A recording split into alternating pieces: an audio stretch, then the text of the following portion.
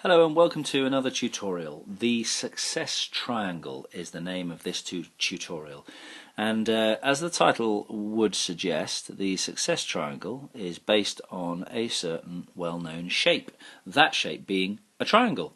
And I would use this as a way of looking at the success of any relationship, looking at the success of any meeting that I'm having, looking at the success of a coaching session or a conversation.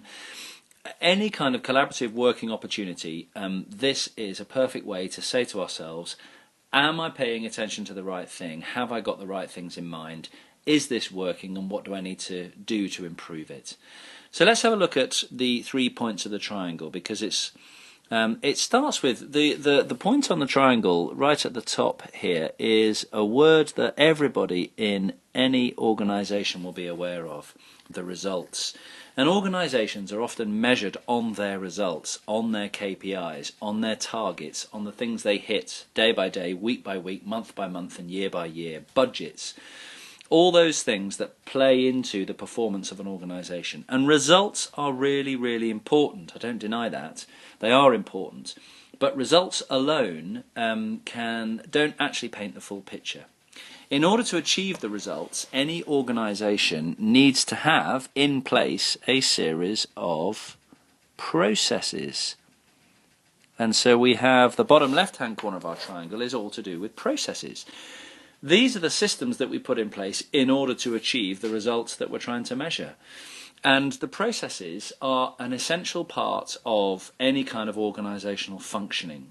But again, processes alone, delivering results, don't cover off everything that we need to be aware of, because down in the bottom right hand corner is the people factor, which is to do with relationships.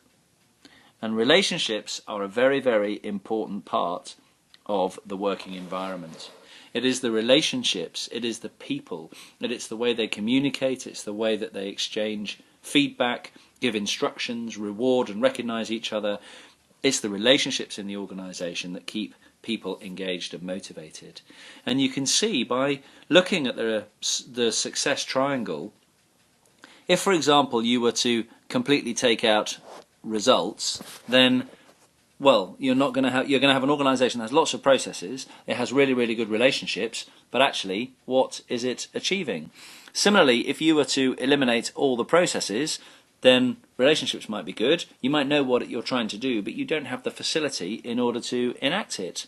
And lastly, and quite obviously, once relationships are broken down, then processes and results are not going to create sustainability in a workforce that is actually committed.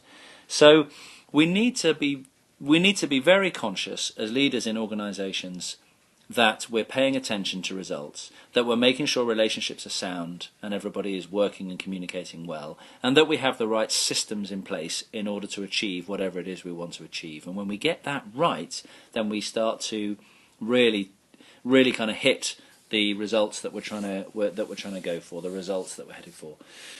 And this is just as impactful when you're talking about a one-to-one relationship. It might be that you work with a colleague, and if you're not quite sure why you're not working well, is it the relationship you need to work on? Is it the results and the focus that you're trying to deliver? Or is it the way you're actually working together? Where is the gap, and which do you need to pay attention to in order to hit the outcome that you're looking for? So that's the success triangle. I hope that was helpful. A very good, quick and easy way to measure whether something's working or not, and to give you an idea of where you need to be paying attention. Thank you for listening, and I'm sure I'll talk to you again another time.